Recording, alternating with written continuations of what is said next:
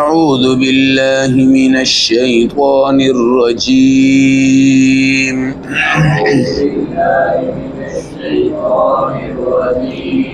بسم الله الرحمن الرحيم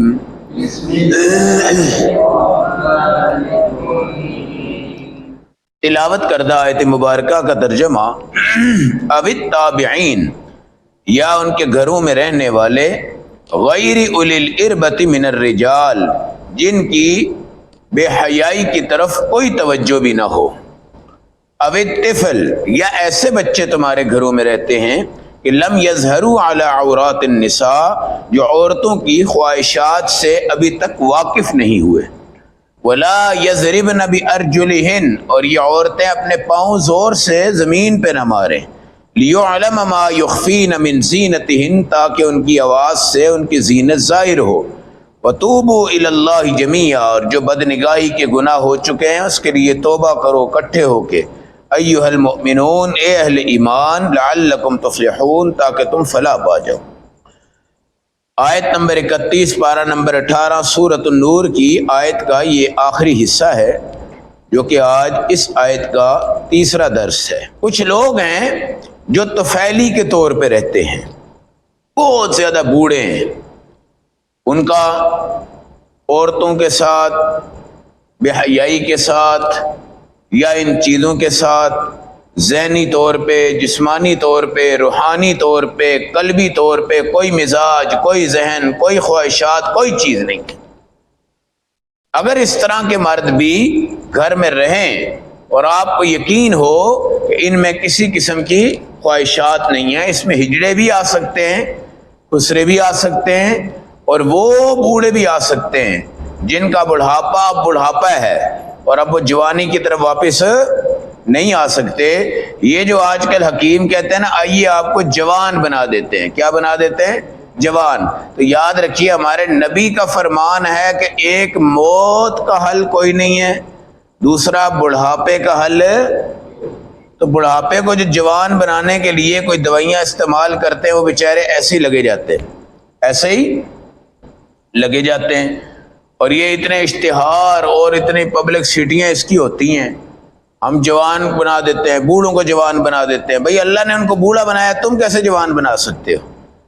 اور بوڑھے کو بڑھاپے پہ راضی ہونا چاہیے، بوڑھے کو اپنی حیا کے اوپر رہنا چاہیے، بوڑھے کو اپنے بڑھاپے کی تکریم، عزت، اس کو قبول کرنا چاہیے۔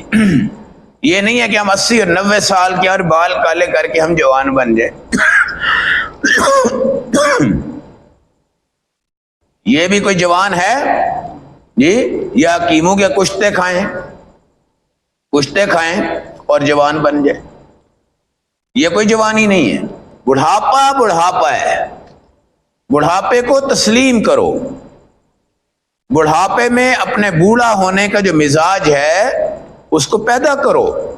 بوڑھا آدمی بے شک نہیں چل سکتا، کھا بھی ٹھیک نہیں سکتا، اس کے گٹے گوڑے رہ جاتے ہیں اور اس کی جسمانی 50 بیماریاں نکل آتی ہیں، لیکن اگر وہ اللہ والا ہے، حیادار ہے، تو پورے کنبے، خاندان، محلہ، گلی اس کے روب کے نیچے ہوتی ہے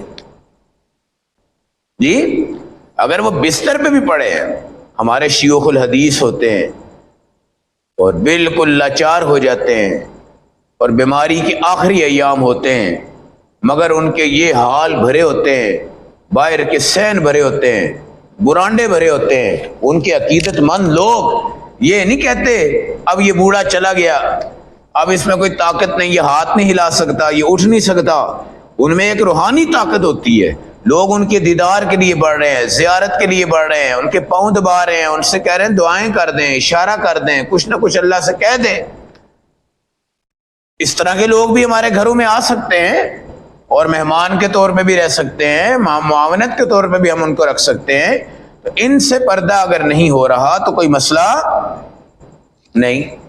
اب الطفل ایسے بچے جن پر عورتوں کے مسائل، خواہشات نفسانی، پیار کیا ہے، محبت کیا ہے، لو میرج کیا ہے، جوانی کیا ہے، بیوی کیا ہے، خامد کیا ہے، رشتہ ازدواج کیا ہے، حقوق زوجیت کیا ہے، جو بچے ابھی تک خواہشات کے اعتبار سے بھی نابالغ ہیں، سمجھ کے اعتبار سے بھی کم ہیں، اور ان کی خواہشات پوری دنیا میں ابھی اس لیول پہ نہیں ہیں، وہ بچے چاہے وہ کسی کے ہوں، چاہے آپ کے کسی بھتیجے کے بچے ہوں، کسی اور کے بچے ہوں، محرم ہوں، غیر محرم ہوں، ان بچوں کا گھروں میں رہنا، ان بچوں کے سامنے بیٹھ جانا، ان بچوں کے سامنے اگر پردے میں کوئی کمی کوتاہی ہو جائے تو اس کی بھی کیا ہے، گنجائش موجود ہے۔ مگر آج کل جو سوشل میڈیا کا دور ہے، اس پر آج ہمارا بچہ جو 10 سال سے اوپر کراس کر رہا ہے، جی اس کے کیس آتے شروع ہو گئے ہیں، کیس آنے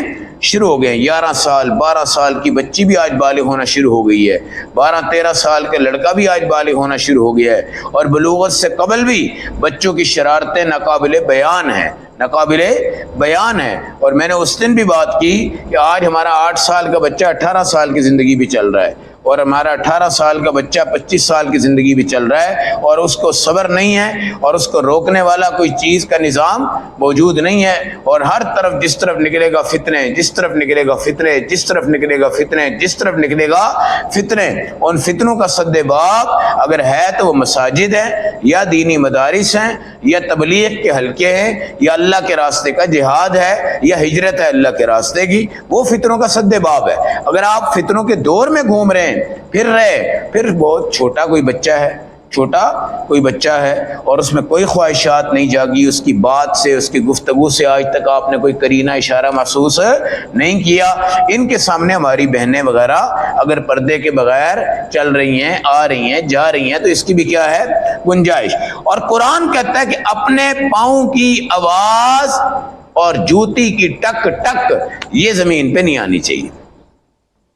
جی ہماری جو عجیب رواج ہو گیا ہے، آج ہماری بیٹی اگر جاتی ہے نا بازار میں جوتی لینے کے لیے، تو اپنی والدہ کے لیے وہ سلیپر سے لے آتی ہے، نیچے سے پلین ہوتے ہیں جی، اور بڑی سادے سے سوٹ لے آتی ہے، سادے سے کپڑے لے آتی ہے۔ اپنے لیے اس نے کیا لانا ہے جناب، بڑی ہیل والی جوتی اور بڑی فیشن لیول جوتی۔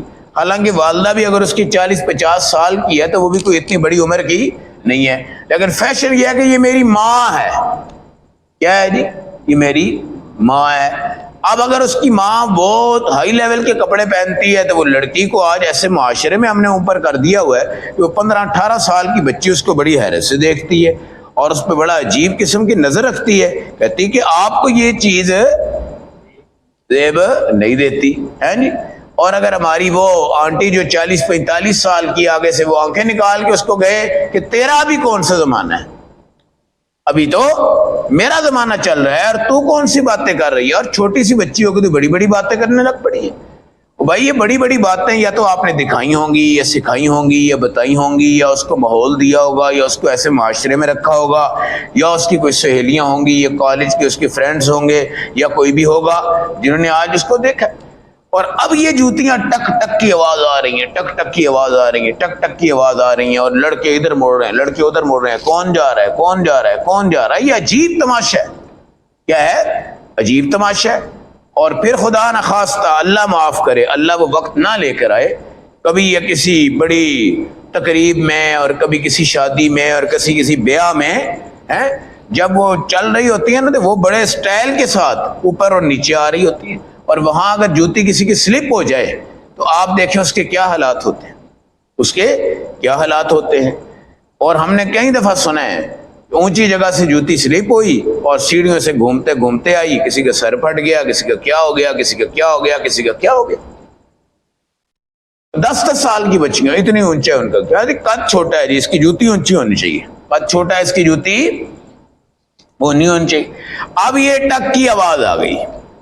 اب جو جوان ہیں، جوانوں میں بڑے اللہ والے بھی ہوتے ہیں اور شرارتی بھی ہوتے ہیں جی۔ جیسے یہ کالج کے لڑکے اکثر ایم اے او کالج ہمارے لاہور میں، اور دیال سنگھ کالج چونکہ یہ ہمارے علاقوں سے گزرتا ہے، تو ہم نے یہ دیکھا ہے کہ یہاں پر اکثر لڑکے 15 10 8 6 5 دو ہی کام ان کے ہوتے تھے، کیا ہے، یا تو لڑکیوں کو چھیڑنا ہے اکٹھے ہو کے، یا پھر کسی ڈرائیور وغیرہ نے ان کا کرایہ جو ہے نا اسٹوڈنٹ نہیں مانا، دوسرے دن انہوں نے گاڑی آگے اس کی گاڑی کو توڑنا ہے۔ ہم نے اپنی آنکھوں سے دیکھا، کیونکہ ہم بھی ان گاڑیوں میں سوار ہوتے، لو جناب ڈنڈے لے کے کھڑے ہیں، پتھر لے کے کھڑے ہیں، اس کو نیچے اتار رہے ہیں، یہ کر رہے ہیں، وہ کر رہے ہیں، فلاں کر رہے ہیں. اور جناب جب وہ کہتے تھے ہم دیال سنگھ کالج کے ہیں، ایم یو کالج کے ہیں، کنڈکٹر کہتا ہے بس ٹھیک ہے بھائی.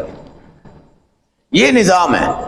اب کافی تبدیلیاں آ گئی ہیں، اب کافی تبدیلیاں آ گئی ہیں. ایم یو کالج میں بھی اب بہتری آ گئی ہے، اور دیال سنگھ کالج میں بہتری آ گئی. معاشرے میں کچھ نہ کچھ شعور بھی ہوتا ہے، یہ نہیں ہے کہ ہر بندہ ہر جگہ بے شعور ہی ہوتا ہے. اب وہ کالج بڑے بدنام تھے اس لحاظ سے. وہ کیا کہتا ہے ڈرائیور، او اینو چھڑ دے، ایم یو کالج دا منڈا ہے گئی، اینو کچھ نہ کہا یار دیال سنگھ کالج دے لڑکے. یہ کالج کا عرف عام تھا، یہ کالج کا تعارف تھا. اور وہ اکثر لڑکے جناب کیا کرتے ہیں جی، لڑکیوں کو چھیڑ رہے ہیں جی. کوئی ان کو پونڈ کہہ رہا ہے، کوئی کیا کہہ رہا ہے، کوئی کیا کہہ رہا ہے، کوئی کیا کہہ رہا ہے. ہر جگہ پہ ان کا کام یہی ہوتا ہے، ہر جگہ پہ ان کا کام یہی ہوتا ہے. تو اس لحاظ سے وہ عورتیں بھی اگر ایڑی والی جوتی پہن کر آئیں، یا وہ اپنا ہاف لباس پہن کر آئیں، یا وہ اپنے بال ننگے کر کے لڑکی چل رہی ہے، یا وہ اپنے فل میک اپ میں چل رہی ہے، تو ان لڑکوں کو تو کوئی حیا نہیں آئے گی اس بات پہ. وہ کہیں گے یہ تو خود ہی بن سنور کے چل رہی ہے، اور اس کو پتہ ہے کہ جناب معاشرہ اس وقت بے حیا ہے. ہاں اگر وہ بچی برقعے میں ہے، بچی دستانے میں ہے، بچی مناسب جوتی میں چل رہی ہے، بچی سلو اچھے طریقے سے چل رہی ہے، اب اس کو چھیڑنے والا کوئی لڑکا بھی ہے، وہ بھی 1000 بار سوچے گا کہ یار پتہ نہیں کیا بن جائے گا. لیکن جو لڑکی آپ کے سامنے خود بن سنور کے چل رہی ہے، خود بن سنور کے آ رہی ہے، تو قرآن کہتا ہے تمہاری زینت کا ایک اشارہ تمہارے پاؤں کی آواز ہے. اب پاؤں کی آواز تو نہیں آتی، پاؤں کے نیچے جو جوتی ہے اس کی کیا آتی ہے؟ آوازیں آتی ہیں. تو حرام نہیں ہے، خیر یہ جوتی حرام نہیں ہے، اس کو حرام نہیں کہہ سکتے. عورت زینت کے طور پہ جوتی جو چاہے استعمال کر لے، لیکن یہ ہے بازاروں کی زینت بننا اور دوسروں کو اپنی طرف متوجہ کرنا، اور دوسرے یہ دیکھیں کہ ان لڑکیوں کو چھیڑنا تو کوئی مسئلہ ہی نہیں ہے، ان لڑکیوں کو چھیڑنا تو کوئی مسئلہ ہی نہیں ہے. آج یورپ کے اندر یہ اسٹائل ہوتا ہے، یہ اسٹائل ہوتا ہے، اور وہاں کوئی پابندی بھی نہیں ہے، وہاں کوئی پابندی بھی نہیں ہے. وہاں کا 70% طبقہ شادی کے بغیر بچے پیدا کرتا جا رہا ہے. اور الحمدللہ اللہ نے ہمارے اسلامک ممالک میں بہت حیا رکھی ہے، بہت پاک دامنی رکھی ہے، بہت نظام رکھے ہیں. ہم نے دیکھا 20-20 سال کے بچے ہمارے یورپ میں ہیں اور فحاشی کے میدان میں ہیں، لیکن الحمدللہ خاندان سے شادی کی، اس شادی کو آج تک قائم رکھا، دائم رکھا. انہوں نے اس جگہ بھی داڑیاں رکھ لی، اس جگہ بھی نماز پڑھ لی، اس جگہ بھی. وہ کہتے ہیں کہ یار دین کا مزہ تو یورپ میں آتا ہے. مزہ کہاں آتا ہے؟ یورپ میں. بھائی اس معاشرے میں نماز پڑھ لینا، یا وضو کر لینا، یا مسجد میں چلے جانا، یا داڑھی رکھ لینا، یا ٹوپی پہن لینا. ادھر تو جناب مولویوں میں ہم ہیں، وہ کہتے ہیں بھائی ٹوپی پا یار، تو داڑھی رکھ، تو نماز پڑھ، تو فلاں کر، تو وہاں کوئی کہنے والا کوئی نہیں ہے.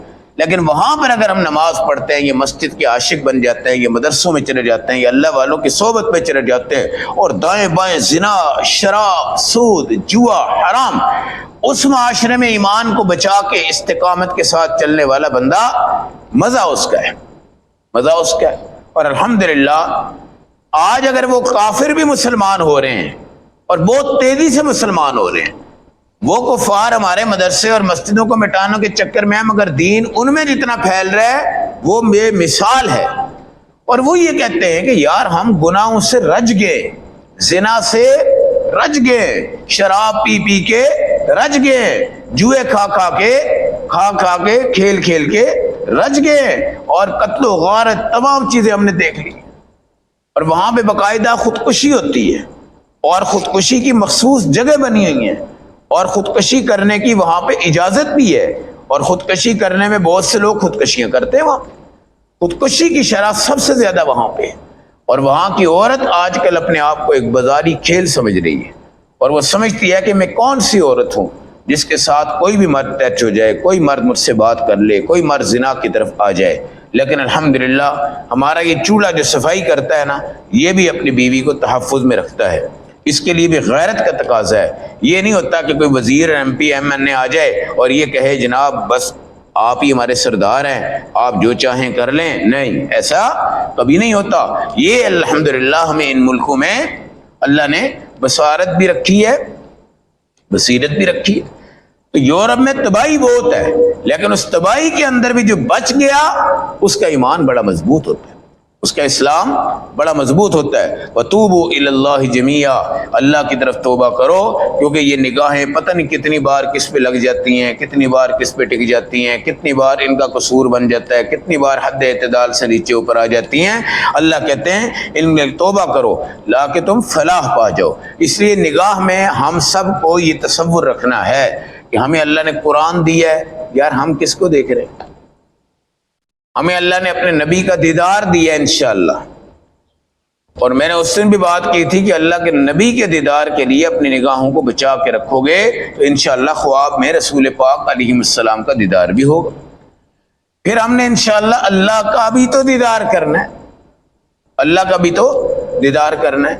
ہماری موج اب شروع ہونی ہے، ہم کسی موج میں آج تک نہیں رہ سکے، ہم تنگ دست تنگ حالات ہیں، دنیا کے مسائل میں ہم چکڑے اور پریشان کن ہیں۔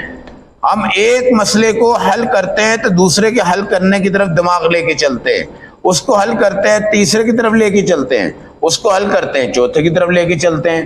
جنت میں اللہ ہمیں پہنچائیں گے انشاءاللہ، وہاں پہ مسائل کا حل نہیں ہے، وہاں پہ انعام ہے، جزا ہے، بدلہ ہے، اور خوبصورت قسم کے لمحات ہیں۔ اس تھوڑے سے وقت کے لیے جو اب باقی رہ گیا ہمارا، ہم اپنی نگاہ کو، شرمگاہ کو، دو چیزوں کو محفوظ رکھیں۔ انشاءاللہ ہم سب کو اللہ اس پاک دامنی کی بنیاد پہ جنت اور اہل جنت، انبیاء اور اپنے رب ہونے کا دیدار کروا کے خوبصورت قسم کی لذتیں ہمیں نصیب فرمائیں گے۔ اللہم صلی علیہ وسلم۔